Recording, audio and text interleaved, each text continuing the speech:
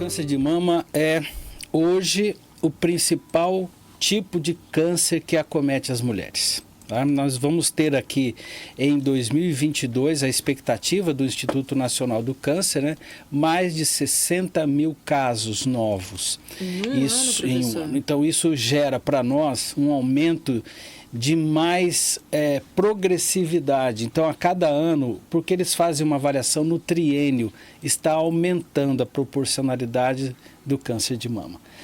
Isso assim, por mais que as ações preventivas estão acontecendo, diagnósticos precoces, mas dentro da linha do tempo, ainda é um câncer que está progressivamente aumentando. Aí tem muito a ver com os fatores causais. Mas o que é o câncer de mama? É a proliferação de células anormais. Porque quando as células da mama recebem algum tipo de estímulo contínuo ou do meio ambiente ou de algum fator genético, e esse estímulo pode gerar a produção de células anormais. E essas células começam a se subdividir com esse DNA alterado. E aí você tem células que estão, por exemplo, nos ductos mamários. Porque o que é a mama? A mama, ela é uma glândula mamária. E nas mulheres, em função da influência hormonal, ela tem toda uma dinâmica e um tamanho diferenciado.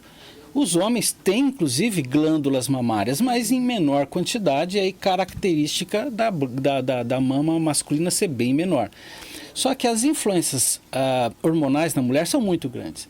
E aí, em função de alguns fatores ambientais e fatores genéticos, podem ter, então, a proliferação dessas células, que nós chamamos, então, células tumorais, que elas vão sendo subdivididas e aí cria-se o tumor propriamente dito. Agora, o nosso sistema imunológico, ele consegue eliminar células no início da sua proliferação.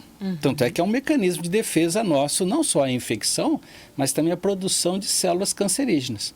Agora, por algum motivo, e aí que vem os fatores de risco, o nosso organismo se torna mais lento nesse combate e aí começa a ter a proliferação. Agora, vamos entender assim, fatores de risco clássico, genético e familiar e idade. Então, acima dos 50 anos de idade, o risco é maior. Pessoas que têm casos na família, o risco é maior, ok? E pessoas que têm uma predisposição genética a outros tipos de câncer. Por exemplo, câncer de colo do útero, câncer de ovário, predisposição genética para câncer de mama. Então, esses três elementos são os fatores de riscos mais clássicos. Agora, são modificáveis, que são os ambientais. Então, a obesidade, ela é um fator de risco para o câncer de mama. Sedentarismo é outro fator de risco. Tabagismo é outro fator de risco. O uso descontrolado do álcool. E se você associar tabagismo, alcoolismo e também o uso de contraceptivos hormonais, então você também tem um número muito grande de elementos químicos que podem alterar funcionamentos glandulares da mama e provocar o aparecimento de células incompletas, células anormais. Lembra, células anormais, uma aqui, outra ali, tudo bem, nosso organismo vai fazendo o controle. Mas quando o nosso sistema imunológico também está muito baixo, e lembra que a gente sempre fala, obesidade gera um sistema imunológico baixo, sedentarismo, o tabagismo, uma alimentação não saudável, o sedentarismo associado à obesidade. Então, tudo isso faz o nosso sistema imunológico ficar mais lento. E aí, então, o aparecimento dessas células e a proliferação delas. Mulheres saudáveis, fisicamente ativas, tem muito mais chance de não ter câncer de mama. Isso já está comprovado na literatura. Mas então esse tipo de, vamos dizer, fatores de risco são a segunda linha mais clássica. Agora tem a terceira, por exemplo, mulheres que amamentam. Mulheres que amamentam reduzem muito o risco de câncer de mama. Olha só. Então, não amamentar é um risco importante. Não ter filhos é um outro risco importante. Porque todo o aparato, né, genético e funcional da mulher está a favor da gravidez e de tudo que está relacionado à concepção e gravidez. A mulher que não engravida, ela acaba tendo realmente alguns fatores de risco associados, não só ao câncer de mama, viu? Mas também relacionado ao útero e aos ovários. E vamos falar um pouquinho sobre os sintomas, professor. É fácil de perceber quais são e como que é feito o diagnóstico? É fácil perceber desde que a mulher faça um autoconhecimento. Nós já falamos muito desse fato do autoexame ser realmente uma primeira forma de diagnóstico, porque eu já vou sentir aquele carocinho duro que não está ali por acaso. Né? Não é um caroço mole com algumas dimensões não muito claras, não, é um caroço duro, firme e com dimensões bem claras, arredondadas. Então, o primeiro passo de sinais e sintomas é a presença desse carocinho, que pode ser observado num autoexame. A segunda coisa é a pele, a cor da pele avermelhada, aquela presença de uma espécie de casca de laranja. Nós já ouvimos falar muito isso, né? Verdade. A pele fica enrugadinha, parece uma casquinha de laranja. Aquilo também é um sinal e sintoma importante. Então, vermelhidão, característica de casca de laranja e dores localizadas, né? Que gente normalmente não tem isso ao longo do tempo. Isso também são sinais e sintomas importantes para serem observados precocemente. Agora, existem aquelas situações mais graves, né? Então, por exemplo, corrimento da auréola. Começa a aparecer algum tipo de corrimento, né? Algum tipo de líquido saindo da auréola. Isso não é normal. E a presença de sangue, então, aí é o pior dos mundos, né? Então, provavelmente já esteja com algum câncer mais avançado, né? E rachaduras, por exemplo, na mama, isso já é o pior dos piores.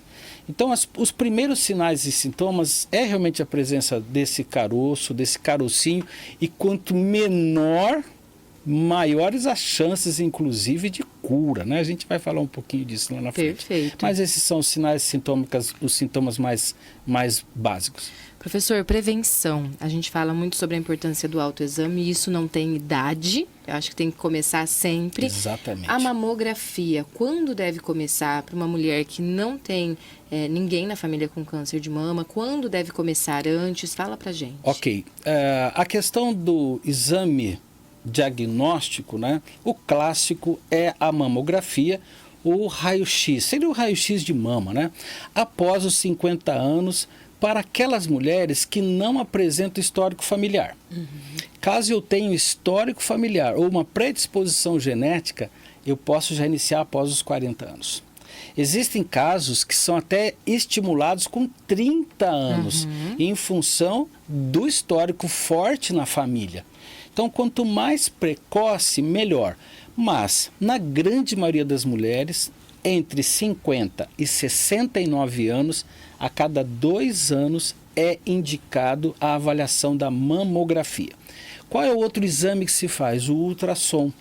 Por exemplo, quando eu tenho uma característica da mama muito grande, uma mama muito volumosa, pode interferir no diagnóstico por raio-x.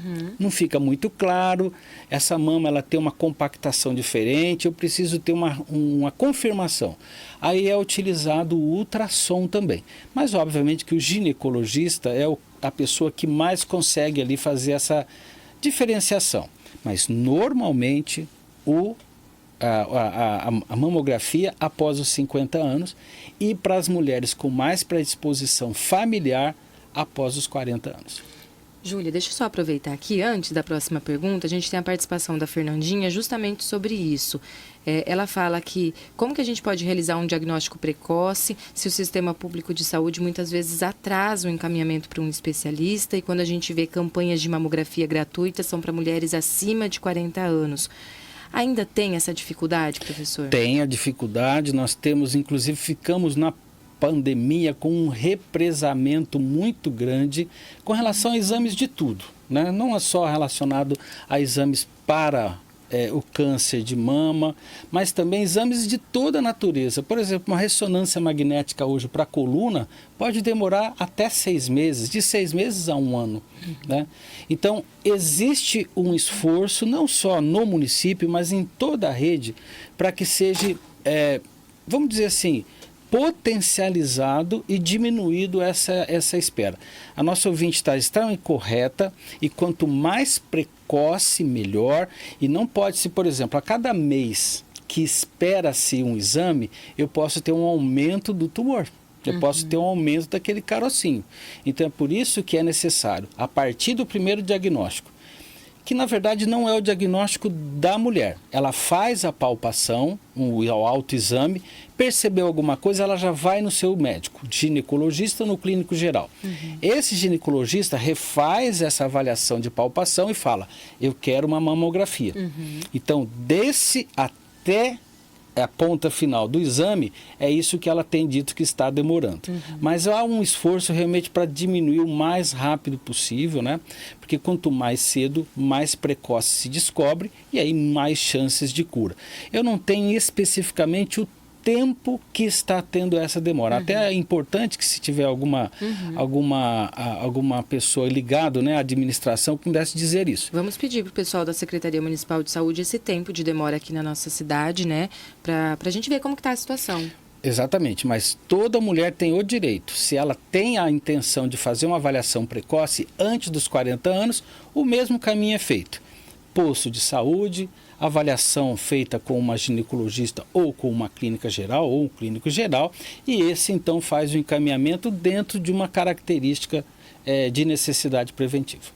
Vamos falar um pouquinho então do tratamento. Quais são as chances de cura? Como que é?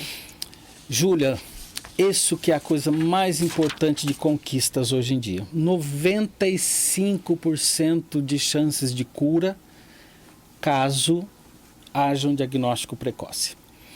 Isto que é a grande, vamos dizer, a grande conquista do Sistema Único de Saúde, não só do Sistema Único de Saúde, mas de toda a rede, mesmo a particular. O entendimento de que quanto mais cedo se descobre, mais chances de cura nós temos. Então 95% é muito grande, né? Pensando que o câncer há muitos anos atrás era uma tragédia, né, familiar, uma tragédia pessoal, hoje não. Hoje nós sabemos que as mulheres, a partir do primeiro diagnóstico, há um abalo emocional, claro, mas há uma segurança de que há hoje todo um processo terapêutico para se conseguir essa cura. E quais são os processos terapêuticos? Descobriu, a cirurgia ela é inevitável. O que vai acontecer é uma tomada de decisão, retirada de parte da mama ou retirada da mama toda. Ou inclusive a retirada da mama e mais os anexos, que são o sistema linfático e às vezes até a musculatura que envolve aquele tórax. Mas hoje em dia, pela precocidade, está sendo feito mais as retiradas parciais ou até totais da mama de forma preventiva, não é? Então, esses dois elementos. Segundo é a quimioterapia. Porque a quimioterapia vai tentar atingir células aonde elas estiverem. Porque, por exemplo, a percepção de que tem uma metástase. Se o câncer está num estágio um pouquinho mais avançado, a quimioterapia já é para atingir células em outros locais. E a radioterapia também é um elemento terapêutico utilizado, porque através de disparos de raio-x, é igual o raio-x, viu? Ah, é? Só que é direcionado para quê? Para células que eu não consegui tirar na cirurgia, por exemplo. Então, esses três elementos hoje são de tratamento muito interessante. Mas existem, olha, a modernidade chegou a gerar terapias hormonais, sabe?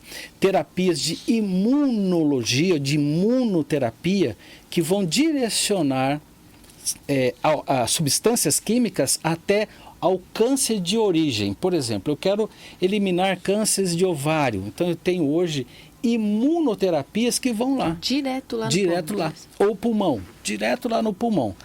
O médico cancerologista, ele vai entender a melhor forma e a linha de ataque desses tumores. Mas, na maioria das vezes, esses três elementos sempre estão associados.